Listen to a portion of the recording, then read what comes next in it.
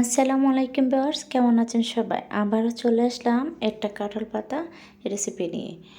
রেসিপিটি হচ্ছে আপনারা চিপস, পিঠা বা পাঁপড় যাই বলেন, এই রেসিপিটি নিয়ে চলে আসলাম। এখন রেসিপিটি দেখার জন্য আমার পাশে থাকবেন। প্রথমে এখানে আমি 2 কাপ চালের গুঁড়ো নিয়েছি, তারপর দিয়ে দেবো স্বাদ মতো লবণ। তারপর ফুটন্ত গরম পানি আমি একটু একটু করে দিয়ে একটা ডো তৈরি করব। এই ফুটন্ত গরম পানিতে হাত দেওয়া যাবে না, এটা প্যাচালারের সাহায্যে ভালো করে এটা মিক্স করে নেব। এখন আমি ঢাকনা দিয়ে ঢেকে 10 মিনিটের জন্য রেস্টে রেখে দেব।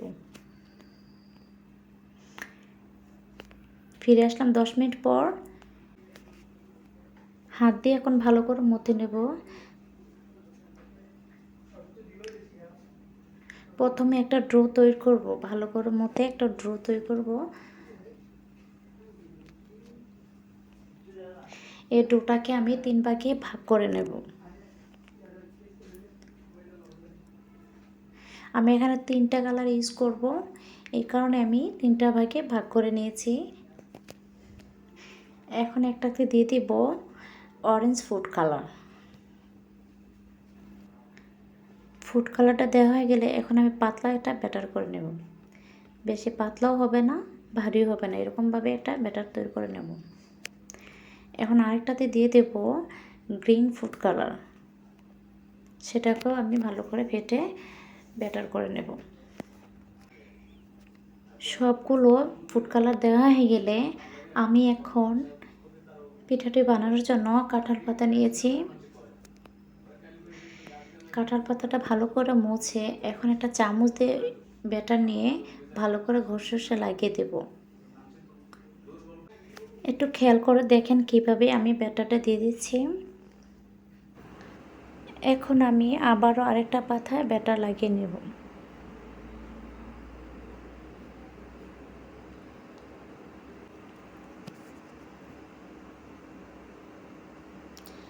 এখন বানানো হয়ে গেলে আমি এখন চুলায় একটা হাঁড়ি বসিয়ে ভালোভাবে পানিটা গরম করে ভাপ দিয়ে নেব।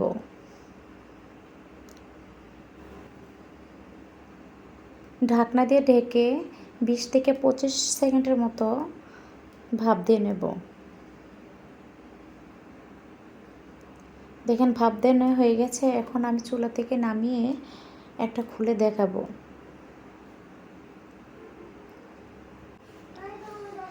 দেখেন কত সহজভাবে আমি পিঠাটা খুলে নেব। এরকম এক সাইড থেকে টান দিয়ে উপর দিকে উঠিয়ে নিলে পিঠাটা সহজভাবে খুলে আসবে। দেখেন দেখতে কত সুন্দর হয়েছে। আপনারা চাইলে এরকম করে সুন্দরভাবে পিঠা বানিয়ে নিয়ে সংরক্ষণ পদ্ধতিতে 1 বছর রাখতে পারেন। এই পিঠাগুলো আমি রোদ্রে শুকিয়ে নেব।